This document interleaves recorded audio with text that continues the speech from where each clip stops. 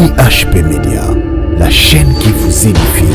Dans le monde entier, bayo bayambaye sur le col à mokondipe mobikisité bayambaye. Alors pour nayo moto zi opportunité ya ko kalido banzambe na mokolo lelo na lingi o saisir opportunité oyo. Parce que la Bible dit en Apocalypse chapitre 22 le verset 12 que voici je viens bientôt et ma rétribution est avec moi pour rendre à chacun selon ce qu'est son œuvre.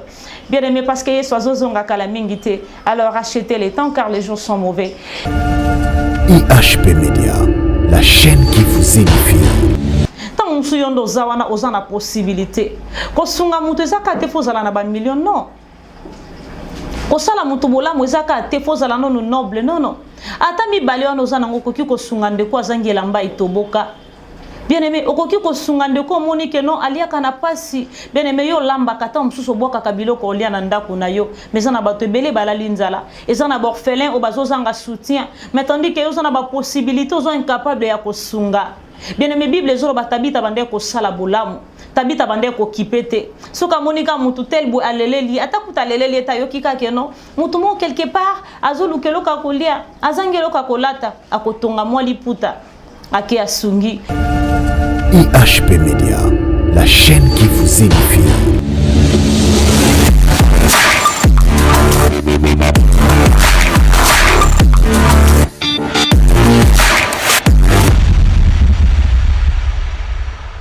Shalom peuple dédié, Nabande Konyon, Sobo Sepelaka, Kolanda, émission Instant devant le trône.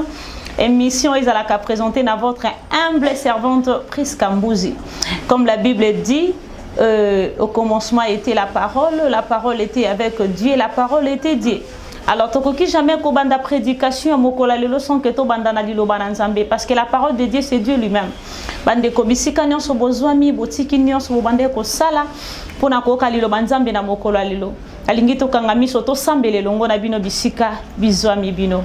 Seigneur Yahweh to pécho merci parce que c'est toi qui es le maître des temps et des circonstances. Il est écrit que la parole de l'Éternel ne repose pas par les discours persuasifs de la sagesse de l'homme, mais sur une puissance de la démonstration. Jésus-Christ de Nazareth, c'est toi qui as permis à ce que bandeko na yo banana yo ba yo kalilo bana yo na mokolo lelo tika ete moto akotika nyonso pona kolanda émission Instant devant le trône nzambe yo fongolela yebi kuke obandi na biso lokola alpha cheminer na biso pe osuka na biso lokola omega tobondeli bona kombo na ngwana Yesu Masia. Amen. Oui, bandeko balandi, Instant devant le trône, Nzambe apambola bino.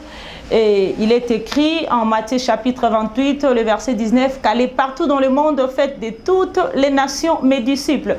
Bien aimé, otozo salana mokola lelo ezabiso te mais Nzambe na utiliser biso comme instrument na ye, atie malobakati na biso enfin que te que de ko partager ango na monde entier bayo bayambaye sur le kola mokondipe mobikisité bayambaye.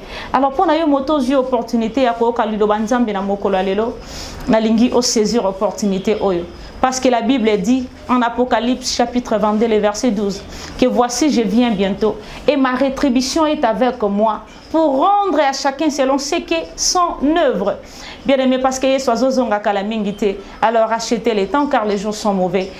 Dans le Gito Fongola Bibli Anabiso, nous sommes en Actes des Apôtres chapitre 9. Actes des Apôtres chapitre 9. Nous allons lire la Bible.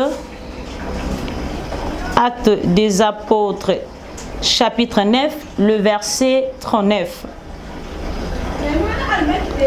Actes des Apôtres, chapitre 9, le verset 38, plutôt, nous lisons au nom du Seigneur. La Bible dit, il y avait un Jophé, parmi les disciples, une femme nommée Tabitha, ce qui signifie Dorcas. Elle faisait beaucoup de bonnes œuvres et de monde. Elle tomba malade en ce temps-là et mourit. Après l'avoir lavée, on la déposa dans une chambre haute. Comme Lyde est près de Jophé, les disciples ayant appris que Pierre s'y trouvait, envoyèrent des hommes vers lui pour les prier de venir chez eux sans tarder. Pierre se leva et partit avec les hommes. Lorsqu'il fut arrivé, on le conduisit dans la chambre haute. Toutes les œuvres l'entourèrent en pleurant et lui montèrent les tuniques et le vêtement que faisait Dorcas pendant qu'elle était avec elle. Pierre sortit, tout le monde s'est mis à genoux et pria, puis se tourna vers le corps, il dit, Tabitha, lève-toi. Elle ouvrit les yeux et ayant vu Pierre, elle assit. Amen, peuple de Dieu. Bien aimé, tellement toujours décortiqué na mokolo ya lelo, tellement toujours décortiqué na mokolo ya lelo, ezali les bonnes œuvres peuvent changer la décision du Seigneur Jésus-Christ. Donc, les bonnes œuvres peuvent changer la décision du Seigneur Jésus-Christ. Donc, makambo malamu koki pe ko changer décision en Nzambe. Nzambe azui mokano, azui décision que non, na lingi na sili sa histoire ya moto yo. Na lingi non, na sepeli suko mo na été parmi bato bazabi sikabo. Non, ye fona zwa molimo na ye. Mais ba makambo no nyonso malamu oyo sala e ko ganga liboso na yo. Bible zo ba mona mwasi o Tabitha sala ba malamu ebele.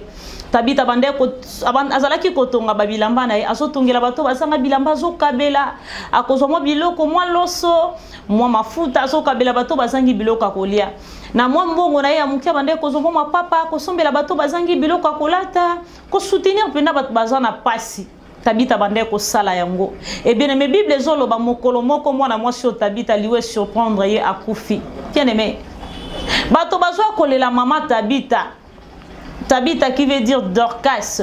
Bato bazo le la mama Tabitha na biloko o asombela lipapa ye na lipapa na ye mama yo mto sombela nga lipapa yo. OK, ce qui lipapa kata nina ni so ko soutenir ngana ni so ko sombela nga lipapa. Mususu azo kolela na mafuta na ya mbila mama yo mto sombela nga mafuta na lambela mwa loso na lambela mwa lo mwa matembele na salela mwa boy. Mutu nyonso azo kolela na biloko na yo Tabitha kabela ye. Bien aimé bonnes œuvres ya Tabitha ganga ki liboso na Nzambe. Tant musu yondo zawana ozana possibilité ko sunga mutu ezaka te fozala na ban million non ko sala mutu bolamu ezaka te fozala no noble non ata mi bale wana ozana ngokoki ko sunga ndeko azangela mba itoboka. Bien aimé okoki ko sunga ndeko moni ke non aliaka na pasi. Bien aimé yo lamba kata mususu boka kabilo ko lia na ndako na yo mais na bato ebele balali nzala ezana ba orphelin o bazozanga soutien mais tandis que yo zana ba possibilité ozo incapable ya ko sunga. Bien aimé Bible ezoloba Tabitha bande ko sala bolamu Tabitha bande ko kipete soka monika mutu tel bu aleleli atakuta leleli eta yokika keno mutu mo quelque part azolukelo ka kolia azangelo ka kolata akotonga mwa liputa ake asungi etango liwa ekoti na vie ya Tabitha bien aimé dans le Seigneur bato baye bazolela Tabitha na babiloko malamu Tabitha salela bango na ba onion swa kabela bango bazolela mama Tabitha. Et loko la pierre azalaki pembeni ya ville esika Tabitha kufaki batindi bakende ko benga Pierre bene metango Pierre akomi et na mosali na Nzambe Pierre ye moko amoni ba bien fait o Tabitha salaki non même ata Pierre akokai ko supporter te comment motema mutu kokai ko zala malamu boye bien mais Bible ezoloba Tabitha Pierre abimisi batonyon so bazaki na kati ndako wana libanda akangi ndako Pierre afukami a invoqué le Père de tous les esprits. Car il est écrit notre Dieu est le Père de tous les esprits. Pierre a invoqué Jésus-Christ de Nazareth. Abeleli, le créateur de l'univers. Il a invoqué le créateur de toutes choses. Tangwa bengiye, aiko benga Tabitha, lève-toi. Tabitha fongoli misope a telemi avandi. Tala bola mo motonde ko kiko zongi sa motona bomoy. Tala ba bien fait a motonde ko changer décision en Nzambe. Bien aimé, bolamu efulakate, bolamu efutaka. Tabitha salaki bolamu. Bolamu wana elongoli liwa ezalaki kati na vina ye moto esi akufi. Mais Nzamba zongisi na bomo. Bien aimé na lingi totanga mokapo moko. Nous sommes en Ésaïe chapitre 38 le verset 1er. Ésaïe chapitre 38 le verset 1er, nous lisons au nom de Jésus-Christ de Nazareth. Ésaïe chapitre 38 le verset 1er, nous lisons au nom du Seigneur. La Bible nous dit en Ésaïe chapitre 38, le verset 1er, la Bible nous dit ceci. Ésaïe chapitre 38, le verset 1er, jusqu'au 5e verset. Maintenant, on préférait tout sauter premier, tout bandabanda na 3e verset, tout kititi na 5e verset, tout bandi na Ésaïe chapitre 38, les versets 3 au 5e verset. Nous lisons au nom du Seigneur. Qu'est-ce que la Bible dit? Ô Éternel, souviens-toi que j'ai marché devant ta face avec fidélité et intégrité de cœur, et que je fais ce qui est bien à tes yeux. Ézéchias répondit d'abondantes larmes. Puis la parole de l'Éternel fut adressée à Ésaïe en ces mots. Va et dis à Ézéchias, ainsi parle l'Éternel, le Dieu de David, ton père. J'ai entendu ta prière, je vis tes larmes. Voici, j'ajouterai à tes jours 15 ans. Amen, peuple de Dieu. Ézéchias, natango moko basala nzambe bakome na difficulté. Ézéchias azongisa basala nzambe na mosala na bango. Azokome kozwa soin ya basali na nzambe. Et Bible ezoloba maladie eko surprendre Ézéchias. Natan wana prophète Esaïe ake koyebisa Ézéchias ete bongama parce que lingo kufa. Bien aimé, tala o ba bonnes œuvres koki kosala na vie ya mwana na nzambe. Nzambe moko atindi prophète Esaïe ke ndoyebisa Ézéchias ete lingo kufa.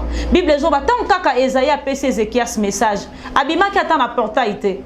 Na ebite na temps na soki bazalaki na portail to bazalaki juste mapango na bango zalaki polele. Mais Bible ezoloba kaka tango Esaïe apesi Ézéchias message. Alobi na ye ke bongama parce que nzamba alobi lingo kufa. La Bible dit Ézéchias tourna le dos contre le mur. À ça la prière rebelle est bien aimé. A rappeler nzambe juste ba bien fait. Bien aimé, pourquoi vous êtes incapable de sala bolam? Yo tabilo ko lio pimela kabato. Ozana 12 valises na ndako na yo. Ozana bilambe belo zen incapable ya kokabela bandeko bazangi. Oh bien aimé, ozo préféro ça l'ambiance na mbongo ko sungela bato bazana pasi. Bien aimé, Bible zoloba. Ézéchias azwa moto na ye, azwe longi na ye atalisi yango na mir. Aloba na nzambe, Seigneur, souviens-toi de moi. Je t'ai servi avec crainte et intégrité du cœur. Nzamba tali afongoli livre na ya souvenir alobi oui. Ézéchias asali langa bolamu. Nzamba tindika quand même prophète on azonga ke ebise na bakise les 15 ans. Bien mais tala o ba bien fait ko sala na vie ya moto. Tala o ba bonnes œuvres ko ki ko produire na vie ya mwana na nzambe. Bien mais sala ka bolamu. Bolamu zo sala mu comme so liwe ko surprendre non seulement yo ata mwana na yo. Liwa ekoti na ndak o rappeler nzambe. Yo sala katango nyonso problème so ekombi bandi ko benga pai. Obengi basala nzambe oh bien aimé. Si David avait dit que je lève mes yeux vers les montagnes, d'où me viendra le secours? Le secours me vient de l'Éternel qui a fait le ciel et la terre. Bien aimé, secours nabiso eutaka epai na nzambe. Secours nabiso eutaka epai na nzambe. Parce que Psaume chapitre 32, le verset 20 ezoloba, les malheurs atteignent souvent les justes, mais l'Éternel en délivre toujours. Bien aimé, salaka bolamu. Développer ko sala bolamu po mokolo mosusu ko futa yo. Beneme bolamu ezongisa tabita na bomoy. Tabita sala bolamu, tabita kona bolamu na mitema ya bato. Tabita liwana ye epesa bato ebele pasi. Liwana ye e surprenant bato ebele, bato bazolela na biloko na maboko. Bien-aimé, Ézéchias bolamu elongolela eliwa pe bakiseli 15 ans. Yo salela kanzambe nini? Ozana mbongo aux incapables de consommer l'ensemble même quitte na église, aux incapables de soutenir même orphelin, aux incapables de kokabela même de konayo ata elamba ya kolata bien aimé, salaka bolamu, développer ko sala bolamu, parce que bolamu est futaka. Les bonnes œuvres peuvent changer la décision de notre Seigneur Jésus-Christ.